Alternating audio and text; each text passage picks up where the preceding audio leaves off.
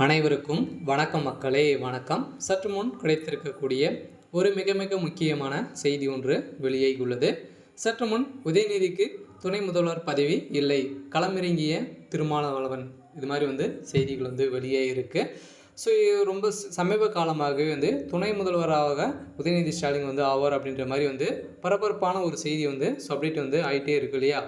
So இதை பற்றி தான் இந்த வீடியோவில் நம்ம முழுமையாக பார்க்க போகிறோம். ஸோ எதனால் இந்த துணை முதல்வர் பதவி அவருக்கு கொடுக்காம இருக்காங்க, இதனுடைய பின்னணி என்ன அப்படின்றத நம்ம இந்த வீடியோவில் பார்க்கலாம். ஸோ அதுக்கு முன்னாடி நம்ம சேனலுக்கு இப்போ தான் முதல் முறையாக வந்திருக்கீங்க அப்படின்னா ஸோ மறக்காமல் நம்மளுடைய சேனலை சப்ஸ்கிரைப் பண்ணி சப்போர்ட் பண்ணுங்கள். ஸோ வாங்க வீடியோக்குள்ளே போகலாம். ஸோ இந்த உதயநிதி ஸ்டாலின் அவர்கள் பார்த்திங்கன்னா துணை முதல்வராக ஆகக்கூடிய தகுதி அவருக்கு இருக்கா அப்படின்றத ஒரு பெரிய கேள்விக்குறியாக இருக்கு இல்லையா. ஸோ நேற்று வரை சினிமாவில் இருந்த நடித்தவருக்கு துணை முதல்வர் பதவியா அப்படின்ற மாதிரி பார்த்திங்கன்னா கேள்விகள் எழுப்பிய திருமாவளவன் அவர்கள் பார்த்திங்கன்னா ஒரு பரபரப்பான செய்தியை தான் வெளியிட்டிருக்காரு. ஸோ இந்த நிலையில் ஸ்டாலின் அவர்களுக்கு ஒரு பெரிய இடியாக இருக்கு இல்லையா. இதனால் பார்த்திங்கன்னா துணை முதல்வர் பதவி உதயநிதிக்கு கிடைக்குமா அப்படின்றத ஒரு பெரிய கேள்விக்குறியாக இருக்குது.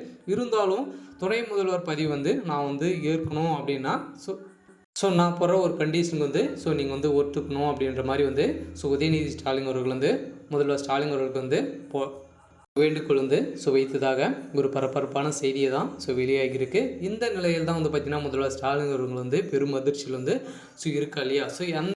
இந்த நிலையில் உதயநிதி ஸ்டாலின் அவர்கள் என்ன கண்டிஷன் போட்டார் அப்படின்னா திமுக இருக்கக்கூடிய மூத்த அமைச்சர்கள் இருக்காங்க இல்லையா, ஒரு 3 அமைச்சர்கள் இருக்காங்க.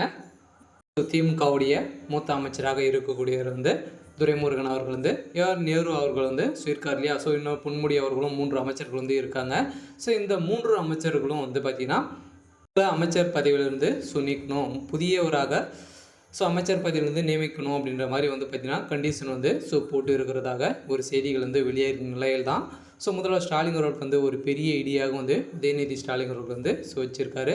இந்த நிலையில் கருணாநிதி இருக்கும்போதே பார்த்திங்கன்னா இந்த 3 அமைச்சர்களும் ஒரு முக்கிய அமைச்சராக இருக்காங்க இல்லையா. இந்த நிலையில் தான்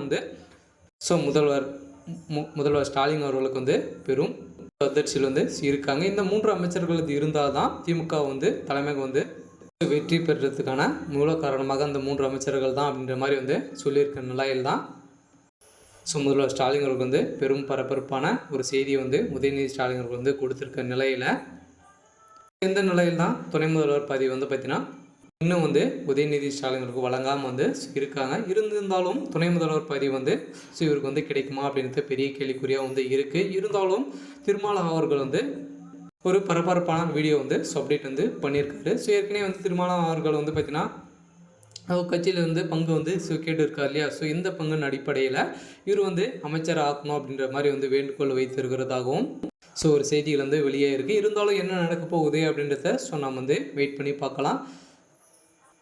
இது மாதிரி அரசியல் சார்ந்த நிகழ்வுகளை தெரிஞ்சுக்கணும் அப்படின்னா மறக்காமல் நம்மளுடைய சேனலை சப்ஸ்கிரைப் பண்ணிக்கோங்க. தேங்க்யூ.